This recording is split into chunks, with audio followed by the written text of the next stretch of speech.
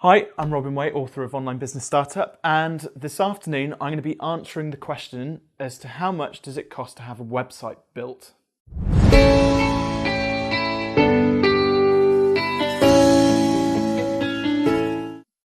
So I'm just going to read out a couple of stats just to give you an idea about some of the more expensive websites. And typically these tend to be our UK government-based organisations that seem to be squandering lots of money on websites. But the HMRC website recently cost £35 million per year to build and maintain for 3 years. And also there was a Business Link website built several years ago, which cost £105 million, which included £6.2 million on strategy and planning, £4.4 million on design and build, £4.7 million on hosting and infrastructure, and £15.3 million on content provision, and finally £4.5 million on testing and evaluation. And those costs were repeated every year for 3 years. It's just ridiculous. But typically for a small business, you could be looking at anything from zero. So if you're going to be building the website yourself on things like One-on-One and Wix, using WordPress, for example, but anything up to those ridiculous figures which I just talked about there. So I'm just going to kind of break down some of those costs in a little bit more detail. So the first thing that you need when you're setting up your website is a domain name. And there's a really common problem here, or misconception, that people, when they're registering their domain, that they should go and register every single domain suffix under the sun. So, you know, coconutstrategy.co.uk, .com, .net, whatever, .fr, .de, you know, you can have .london now and .marketplace, or whatever, anything. Whereas actually, I tend to say, well, where are you going to be trading? What type of business do you own? So if you've just got a standard small business in the UK, well, I'd probably start by registering .co.uk, and maybe if it's available, get the .com as well if you're planning on maybe selling overseas, but you probably don't need anything more than that. It's really important to make sure that your domain is set up for auto renewal, because if it doesn't, your website is just going to go down. Don't forget, it's your domain that sends traffic to your website and to your email. So make sure it's set up to auto renew, and also update your credit card information as well, so that if your credit card expires, then add your new one, because otherwise when your domain comes to auto renew and your credit card isn't up to date, your website may also end up going offline as well. We do this on behalf of our customers, but I would recommend that if you're a busy entrepreneur, just pay your web designer to manage the domain and billing for you, so you just don't have to worry about it. We manage hundreds of domains on behalf of our clients. It just takes all the stress and hassle out of it. We automate the billing, so we don't really have to do much work for it. Just every now and then, offer a bit of support for it.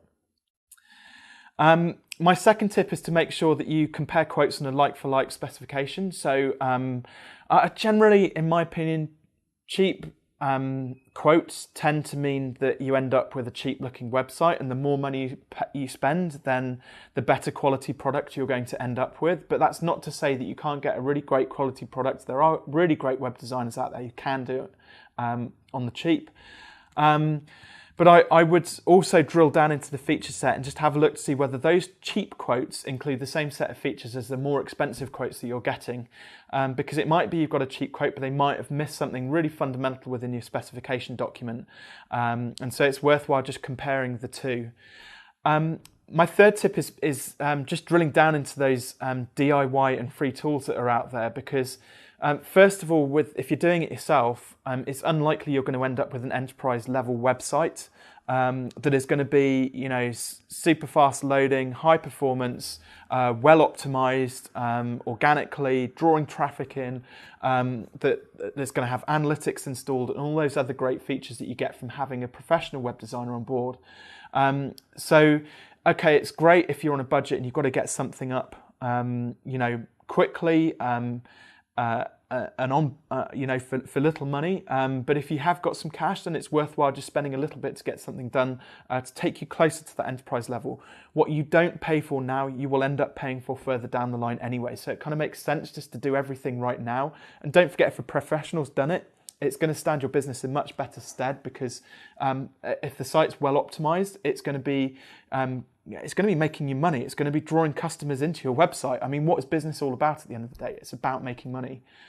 You know, as your business grows, then your website's going to need scaling. So like I said, you know, spending a bit of cash now to prepare your website to grow at the same pace as your business is really, really important. And I would just be willing to be open-minded about paying a professional for help. And even if you use some of the free tools like WordPress, eventually your business may grow to a point whereby you do need professional help. And it's going to be a bit of a culture shock when you go from WordPress free to all of a sudden paying 60, 80 or £100 an hour for a professional to help you out. So just get into the mindset that at some point you're going to have to pay for this, whether it's now in terms of getting something set up, or for professional help further down the line. And at the end of the day, a DIY site is going to depend on your technical ability. So if you're not very technical, i.e. you don't know how to open up a Word document and, I don't know, upload an image to, buy a product on Amazon, or you don't even know how to switch your iPhone on properly, then perhaps actually building a website yourself isn't really for you. I think maybe you should just think about or consider leaving it to the professionals, regardless of how easy your friend has told you that it is to build your own website.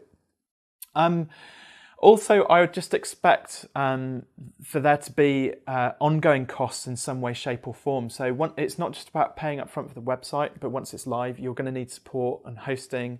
There may be some extra features which you're going to need adding to it. Maintenance if, I don't know, there are server updates required to your server or those sorts of things. Perhaps you switch on e-commerce, you're going to have to pay for an SSL certificate on a regular basis. And actually SSL certificates, as case in point, they can be quite complex to install, although generally these days most hosts have got very good technical support which you can go and ask for some help with. And finally, I would always try and get a fixed price quote up front for both the build fees and any updates which you might have sort of further down the line. Just means you know exactly how much you're going to be billed in advance, rather than getting a shock bill at the end of the month once you've had a load of updates done to your site.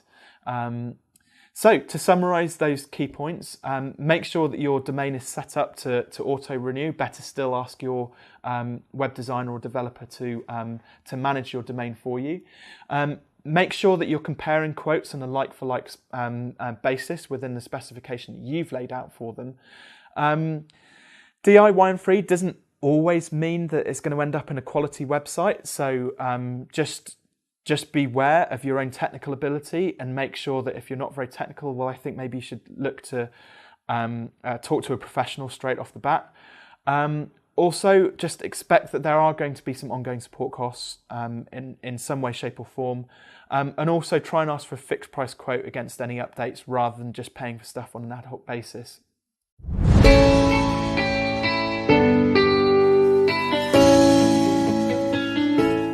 So thanks once again for watching the video. I hope you found some of the tips helpful, and if you've got any questions, then please do leave some comments in the boxes below the video.